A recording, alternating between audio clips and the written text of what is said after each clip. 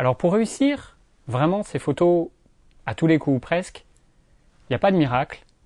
Il faut d'abord commencer par comprendre de quoi est composé un appareil photo et comment il fonctionne. Le premier élément d'un appareil photo numérique, que ce soit un compact ou un réflexe, c'est son capteur. Le capteur, qu'est-ce que c'est ?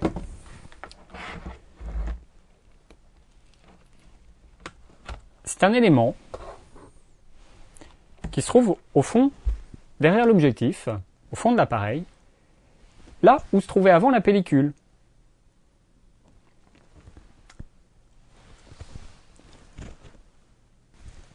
Le capteur, c'est le point clé, c'est l'élément central de l'appareil photo numérique parce que c'est lui qui va former l'image. C'est pour ça aussi que depuis quelques années, on assiste à une course autour du capteur au niveau de sa résolution. La résolution, c'est le nombre de mégapixels. C'est la quantité de petits points qui composeront l'image au final. On est passé, pour les premiers appareils, de 0, quelque chose mégapixels à 1, 2, 3, 4, 5, 6, 8, 10, 12, 15, et jusqu'où on ira. Je vais casser un mythe, soyons clairs, ça n'a strictement aucun intérêt. Je suis sérieux, je sais, vous l'avez entendu tout autour de vous. Peut-être que quand vous êtes allé faire un tour dans un magasin d'appareils photo, vous avez laissé traîner votre oreille. Moi, en tout cas, je l'ai fait. Et j'ai entendu des vendeurs dire « Ah oui, cet appareil photo, il est beaucoup mieux que l'autre. Il fait 12 mégapixels, l'autre n'en a que 8. Prenez celui qui est à 12. » Sincèrement, ça n'a aucun intérêt. Pourquoi ? Parce que sur les appareils photo de ce type, sur les compacts, le capteur fait toujours la même taille, physiquement. Il fait quelques millimètres de large par un peu moins de millimètres de haut. Et c'est sur cette petite surface qu'on va caser nos millions de pixels. Je vais essayer de ne pas être trop technique, mais notre capteur, il reçoit une certaine quantité de lumière, la lumière de ce que vous êtes en train de photographier, et il la concentre sur cette petite zone. Donc, dans tous les cas, il va y avoir la même quantité de lumière qui atterrit sur une zone de même surface. Jusque-là, ça paraît classique. Et assez simple. Plus vous mettez de pixels sur une même surface, plus ils vont être petits. Ce qui veut dire que chaque pixel recevra moins de lumière. Du coup, chaque pixel, finalement, fera une petite portion d'image de moins bonne qualité parce qu'il aura reçu moins de lumière. Donc d'un côté, vous avez peu de gros pixels, par exemple dans le cas d'un appareil à 4 ou 5 mégapixels, puis à côté, vous avez plus de petits pixels qui reçoivent moins de lumière, dans le cas des appareils à 10, 12 et je ne sais combien de mégapixels. On va voir dans les prochaines années. Du coup, ce qu'on gagne d'un côté, genre une image plus fine car les pixels sont plus petits, on la perd de l'autre parce que les pixels sont de moins bonne qualité. Donc sincèrement, si jamais vous entendez encore quelqu'un qui vous dit « cet appareil photo est meilleur parce qu'il a plus de mégapixels que celui-là, qui en a moins », c'est faux. Il y a probablement des tas d'autres arguments. Peut-être qu'il a un meilleur objectif, un meilleur flash ou des tas d'autres choses qui font qu'il est peut-être meilleur, mais c'est pas en raison du nombre de mégapixels. Et ça, c'est une idée qu'il va vraiment falloir casser. C'est pas simple. C'est malheureusement l'argument marketing de la majorité des vendeurs. Et que ce soit Canon, Nikon, Olympus, tous utilisent cette notion de mégapixels pour faire croire que l'appareil photo est meilleur. C'est pas le cas. Il y a un deuxième point, une deuxième raison pour laquelle plus de mégapixels ne veut pas dire image de meilleure qualité. C'est tout simplement parce que, comme je vous l'expliquais tout à l'heure, notre capteur numérique, il est derrière un objectif.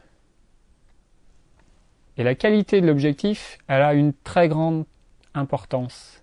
Probablement bien plus importante que le capteur derrière. Du coup, si vous mettez un objectif de mauvaise qualité, ou qualité moyenne, et que derrière vous mettez un capteur avec des tas de mégapixels, Ça n'a aucun intérêt puisque votre objectif qui est devant sera le facteur limitant. Imagine la lumière, elle rentre dans l'objectif, elle est filtrée, elle est déviée parce que l'objectif n'est pas idéal. Derrière, vous mettez n'importe quel capteur, ça fera une image moyenne. Qu'il ait 2 ou 10 mégapixels, ça ne changera pas forcément grand-chose.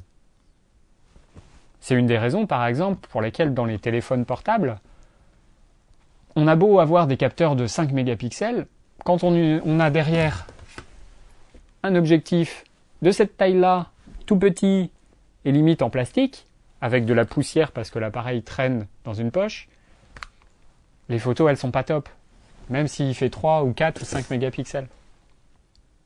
La dernière raison pour laquelle la course aux mégapixels n'a que peu d'intérêt, c'est le fait que vous faites quoi de vos photos. Je ne sais pas pour vous, mais moi en tout cas, plus ça va, moins je fais de tirage papier. Parce que tous les gens chez qui je vais, mes amis, ma famille, tout le monde a un ordinateur, et finalement, transporter une petite carte mémoire, une clé USB, pour montrer ses photos, c'est tout aussi simple que de faire des tirages papier et d'amener un album. Après, chacun fait ce qu'il veut. Toujours est-il que sur un écran, même un très grand écran comme celui-là, on a 3 mégapixels à tout casser. Donc, quelle que soit finalement la taille de ma photo dans l'appareil, je ne pourrais pas profiter de tous ces pixels puisque c'est l'écran, c'est mon écran d'ordinateur qui du coup limite la qualité de l'image. Même chose pour les tirages papier. Si vous en faites quand même, est-ce que vous allez vraiment faire des agrandissements d'1 mètre de diagonale?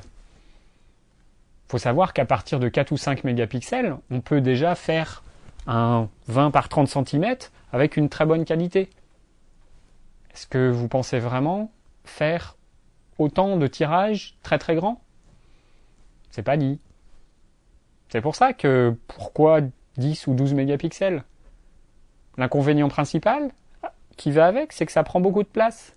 Plus vous avez de mégapixels sur une image, plus il faut des grandes cartes mémoire parce que chaque photo, il faut la stocker. Elle est plus grande. Bref, tout ça pour dire que la course aux mégapixels n'a vraiment aucun intérêt. Et que n'importe quel appareil photo numérique à partir de 4-5 mégapixels, c'est-à-dire l'intégralité de ceux que vous pouvez acheter aujourd'hui, mais aussi celui que vous avez acheté il y a 5 ou 6 ans, permet de faire de très très belles images. Pas besoin forcément de changer et d'acheter l'appareil dernier cri juste pour avoir quelques mégapixels de plus.